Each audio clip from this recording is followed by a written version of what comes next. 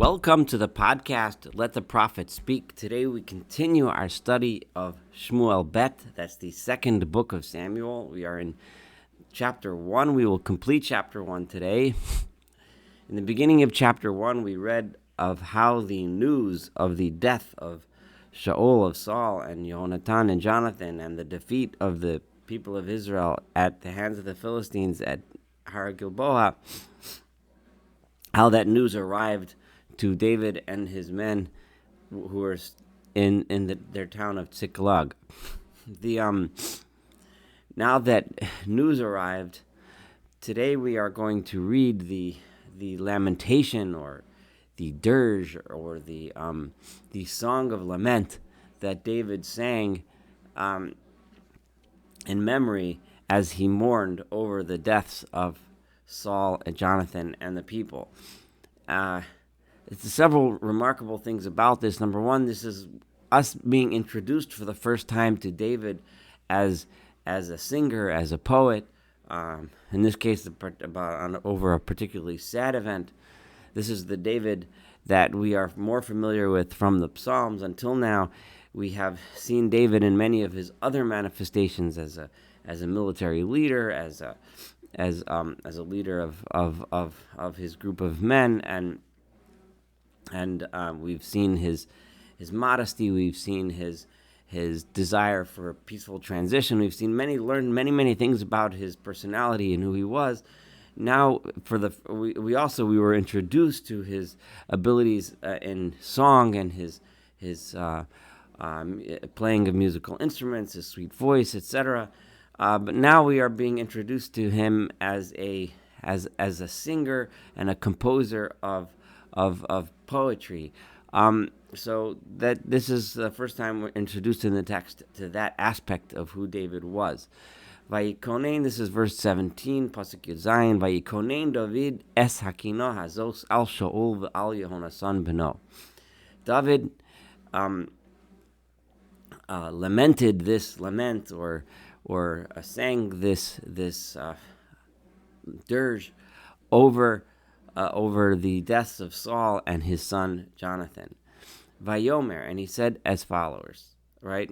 The first thing he referenced was Lamed v'nei Yehuda koshet. He taught the sons of Judah to use the bow. Hinei kituva al sefer hayashar. In other words, the reference here is likely to Saul himself. There's several ways of understanding this. He could be saying, as Rashi understands this, that now that they have passed on, we now need to teach the sons of Yehuda Kashet to use the bow.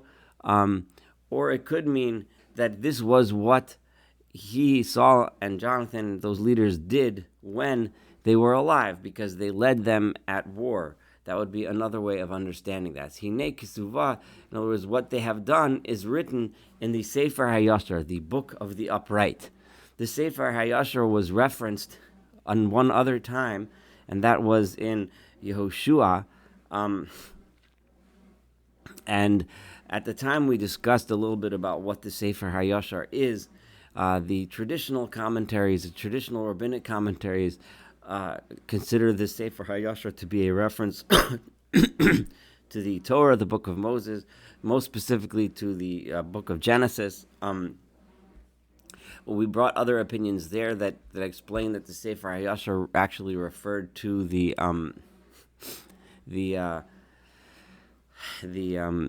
a book that is no longer extant, in which many of these kinds of teachings were written, a book which we no longer have. Hatzevi Yisrael, this is verse 19, the glory, the beauty, the wonder, the greatness of Israel, al bamosecha chalal, is now lying dead, right, as a corpse upon your high places. Eich naflu giborim, oh, how the mighty men have fallen. Alba Mosecha Chalal, your high places, is a reference to Har Gilboa, the mountain of Gilboa, upon which this disaster occurred. So on your high places, Chalal, upon there the corpse lies, the bodies of the dead. Al Tagidu Begat, don't tell those people in Gat. Gat, again, is the capital of the Philistines. Don't tell them about it. This is kind of a rhetorical way of saying Al Tivasu B'chutzos Ashkelon. Don't say this in the streets, the marketplaces of Ashkelon. Don't tell them how we lost. Right? Obviously, this doesn't mean literally. Clearly they knew, but remember, don't tell them how we lost, because pentismachna benos plishtim, because of course the daughters of the Philistines will be rejoiced. Penta alozna benos arelim, the daughters of those arelim. Here David refers to the Philistines, who he hasn't yet formally broken from them. His ruse was that he was living among the Philistines to stay away from Saul, to escape from Saul's wrath.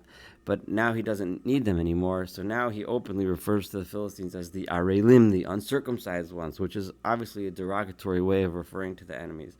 Don't tell them about how they've fallen, how the great leaders have fallen, because they're going to be happy. They're going to sing and dance.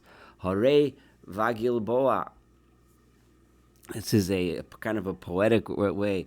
Oh, those mountains that are in the region of Gilboa, Altar v'al motar aleichem, let there be no dew and let there be no rain upon you.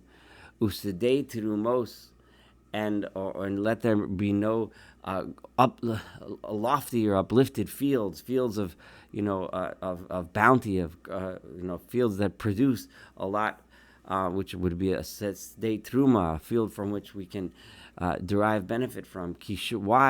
Why should like as if the mountain itself should mourn? Kisham nigal magen giborim, because it was over there that the shield of the mighty ones was rejected. Nigal is a language of Gaul, was rejected, was spit out. Magen Shaol, the shield of Saul, Beli Mashiach Bashamen, with it no longer is it anointed with oil. We've seen this in other places. The custom was to smear the shield with oil or fats in order to make them slippery, so that arrows would slip off of them. Midam chalolim, from the blood of those that have been killed. Mechelev giborim, from the fats of those mighty men. Keshet Yehonah, son, the bow of Jonathan, Lona Sog Achar, never turned around. In other words, Jonathan, in his brave and with his courage, with his might, with his bravery, never turned back. He kept up the fight. David obviously didn't see this Jonathan fighting, but he knew what kind of a fighter Jonathan was. That he's not the kind of person who would back off. The opposite of what that the Amalekite who brought the news, who said he was going to die anyway, so I killed him. Jonathan was the kind of person who fights to the finish. V'cherev Shaul lo tashuv rekam, and the sword of Saul lo tashuv rekam would never return empty. In other words, Saul was such a mighty fighter that he would, when he went to battle, it would always be successful. It would always kill some of the enemies. Is of note here, David is differentiating here, saying Jonathan was lo nasog achar, never turned back out of fear, whereas Saul actually did commit suicide, which certainly can be interpreted as a sign of weakness, as a sign of cowardice. But David, rather than criticize Saul, he just complimented Jonathan, and then complimented Saul for other things, his battle during his lifetime.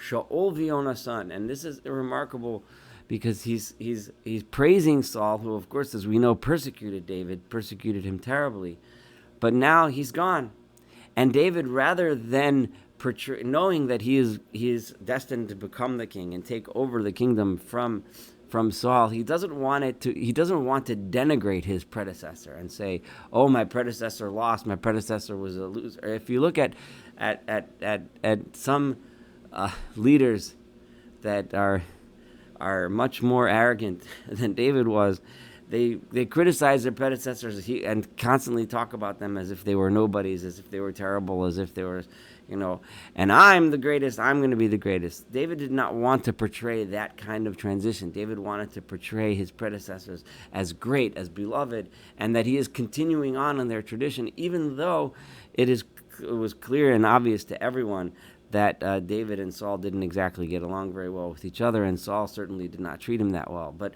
so there, in this verse in 23, Shaul v'Yonasan, Saul and Jonathan, and this next verse is famous. It's spoken of many often at funerals. They were beloved, and they were. I see a translation for ne'imim is cherished.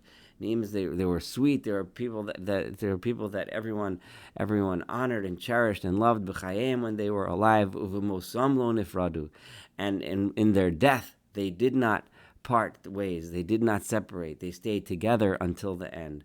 Minisharim kalu, they were lighter than eagles. Me'arayot kaveru, they were stronger than lions. This is very commonly stated at tragic funerals after war, when men fall in battle.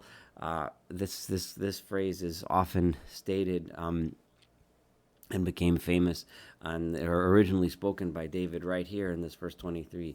Benos Yisrael, and he turns to the women of Israel, those that weren't fighting in the battle, but those that were home, those that were tending to the homes, and waiting for the news of hopefully victory. But no, here, Al Shaul Bechena, cry over the death of Saul, because Saul was Hamabishchem Shoni im Adonim. He was the one who dressed you in shoni is red dyed wool, like it's crimson wool, imadonim, with fine clothing. Hama'aleh adi zahav alavushchen, who decorated your clothing with decorations of gold and jewelry.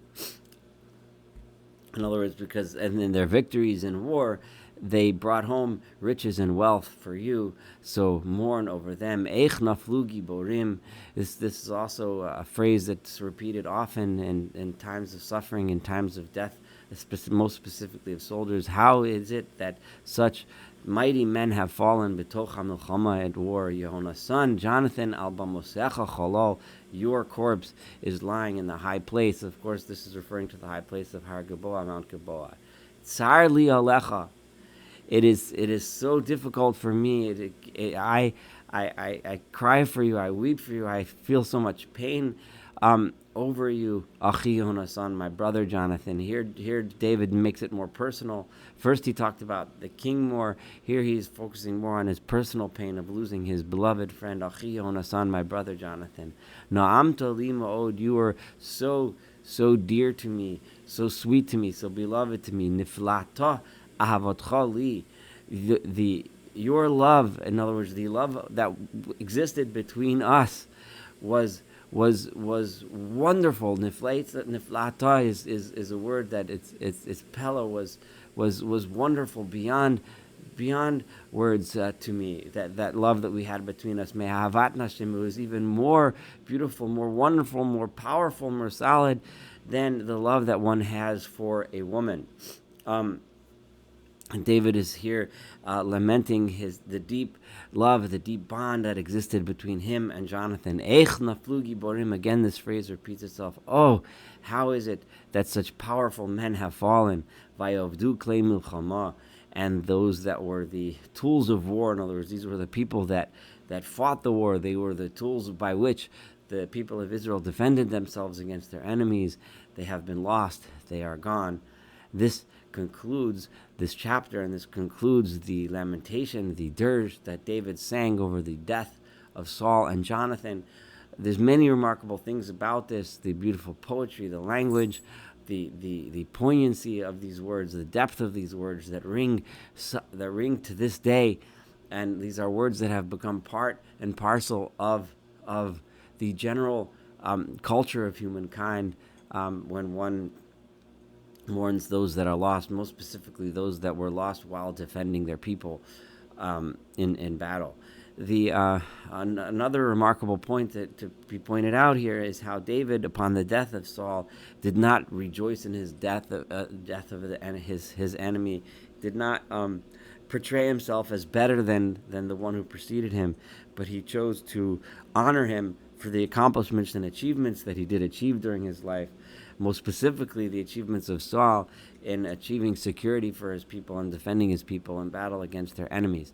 Thank you so much for studying this together with me today. Looking forward to studying the next chapter, chapter 2, and of course the rest of this beautiful book of Samuel together.